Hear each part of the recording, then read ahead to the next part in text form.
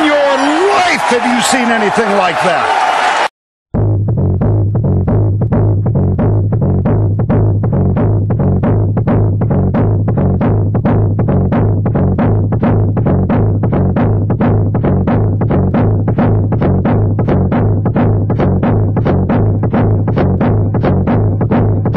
Since the beginning of sports competitions, athletes and teams have represented regions or countries. However, many athletes today are representing their own identities, and many are also representing the brands or sponsorships.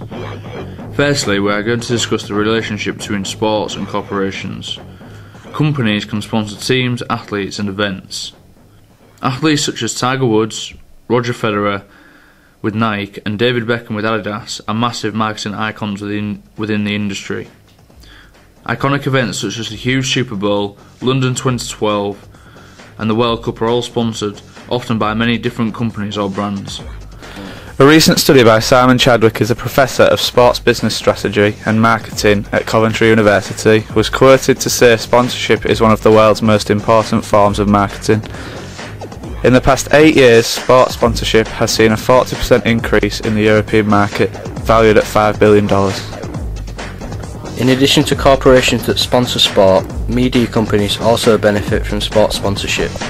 Robert McChesney is a professor at the University of Illinois, and he has stated, "Sport is the single most lucrative area for the global media industry." Rupert Murdoch has capitalised on this within the last 25 years. Sport was crucial in making his British broadcasting empire successful. Usually, a lot of sponsors will compete over airtime with other companies. This was seen at the FIFA World Cup, as Adidas sponsored Spain whilst playing against Puma sponsored Switzerland.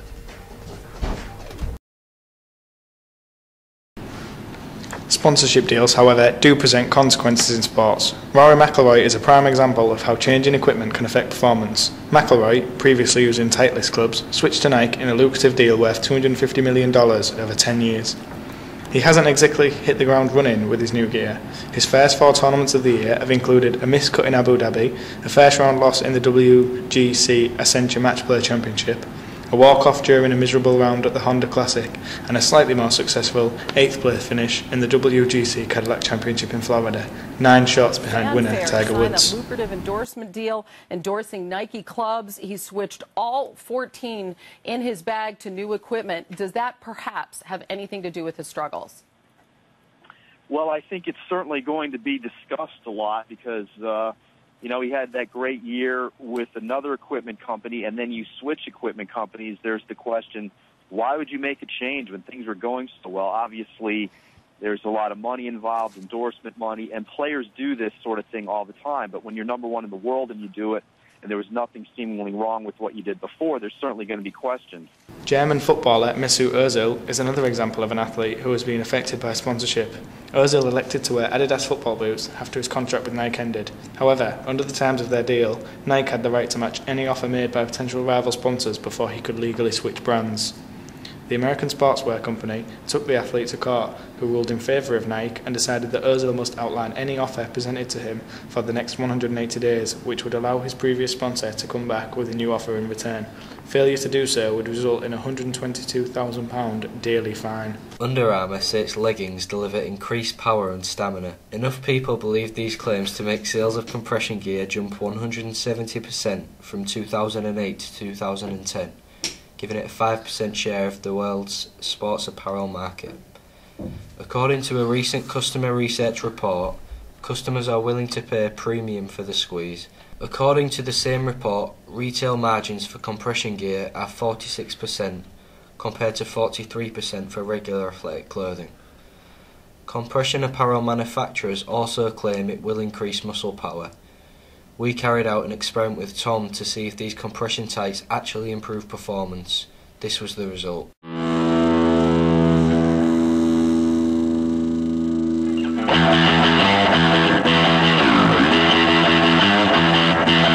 These compression tights were put into action again when we had Tom doing some sparring and performing kicks.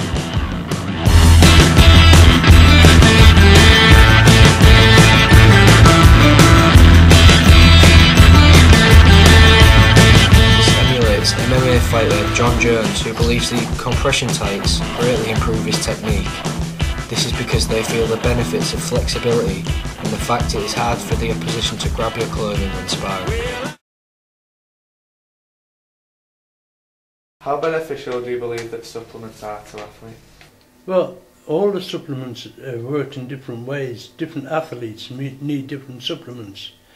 If you're on a thin side, then you'll need a mass gainer to build you up. If you're on the big side, then you need a reduction, like a diet whey, diet protein to bring you down. Yeah. But you definitely need supplements if you're a serious athlete. Yeah. And have you noticed an increase in the amount of amateur gym goers using supplements? Oh, they're any day, yeah. Everyone who goes to the gym are coming in now behind supplements. Yeah. Just to announce them a bit. Do you think people are more knowledgeable on the benefits and that's why they're being used more? People are getting more knowledgeable now with the help of the gyms and help people like us. Yeah. We have a guy in here who owns the place, and he'll give advice, also therapy to people who need it. When we say like knowledgeable, do you mean like they know what's in them, or is it if the friends use them and they've worked? Both, because the first thing they do is look at the packet, read it, or the tub, they read it, what's in it, and they know if it's going to be beneficial to them or it's not. Or the friend might say, you need this, and then they'll go with the friends, so it's both really. Alright. And would you say it is realistic to say that people can become addicted to supplements? Oh no, definitely not. It's not addictive at all. No. Do you think people depend on them to reach the goals that they're trying to reach at the gym? They depend on them to a certain extent. It depends on what they're doing at the gym. Yeah. I mean, there's so many different things they do at the gym, what they need different supplements for. When you say you can't get addictive, some supplements are high in caffeine. Isn't that an addictive? Certain coffee, tea. Right. Yeah. Right. And have you noticed the same customers coming back to buy the same supplement? Yes, without any doubt. Yeah, and have you noticed a difference to them when they've come in the next time and then the next time? Oh yeah. Depending on what they've been doing. Yeah. But it's very repetitive. Yeah. Alright. Thanks for that. Okay. Advertising is another powerful tool in commercialisation. A 30-second advert during half-time of the Super Bowl cost more than $2.5 million due to there being approximately 90 million viewers in the US alone. Spectators refers to the amount of followers a team have and how passionate they are. As of May 2012, Manchester United have 659 million followers across the globe, an increase of 98% on the last comparable survey in 2007. Another example in football would be Borussia Dortmund, whose spectators have become famous for their loyalty and passion. Dortmund received 502,567 ticket applications for their Champions League final against German rivals Bayern Munich at Wembley. The city itself only has a population of 571,403. In other sports, Green Bay Packers are an example of a team who pride themselves using spectatorism. The NFL team boasts that every fan earns a jersey. Clubs are now directing more efforts into merchandising. With the drastic increase of shirt sales, clubs are now beginning to market other products including towels, duvet covers, rubber ducks, golfing equipment, mugs, sleepwear and even team-specific boots in the case of Newcastle United.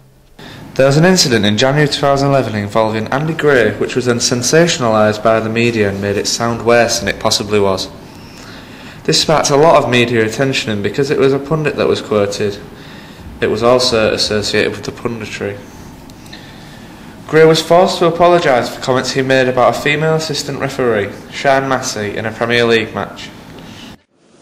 Apparently, female lineman today. Have a look at it. According to Steve Cameron there. Female linesman. That's what he said to me. He says she's all right. Now I don't know if I should trust his judgment. No, or I not. wouldn't. I definitely wouldn't.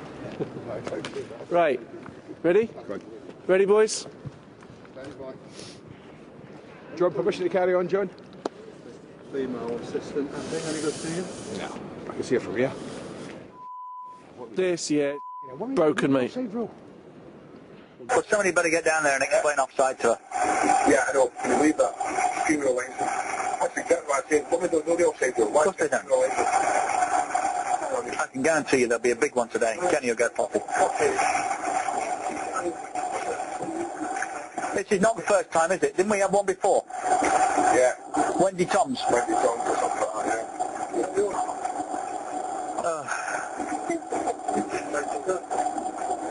No. No, it's got to be done. It's good. The game's gone mad. The charming Karen Brady this morning complaining about sexism. Yeah, do me a favour, love.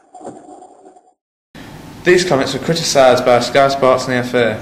On the 24th of January, it was announced that both Gray and Keys would be banned for one game. On the 25th of January, it was announced that Andy Gray had been sacked by Sky for inappropriate behaviour. Punditry links in with sensationalism, as the exciting terms coupled with the pundit's knowledge can enhance the viewing experience and potentially increase viewing figures. An example of this can be seen with Monday Night Football. The introduction of Gary Neville to the punditry team has changed football fans' perspective on Monday night matches, which were generally disliked by supporters. Most dramatic story of the season. It's Torres to give Chelsea a place in the Champions League final. The headline has been written. Unbelievable! Mon and Greenberg stated sport clearly is a big business. They also stated large amounts of income come into sports from selling television rights. For example, the broadcast rights to the Olympic Games in Sydney 2000 were sold for $1.3 billion, and the rights for 3 years coverage of the Barclays Premier League from 2003 to 2006 were sold for over £1 billion. There is an increasing use of cameras across the sport industry. They are used for things such as replays and HD and 3D live coverage. Also, cameras are being used more to assist referees with their decision making.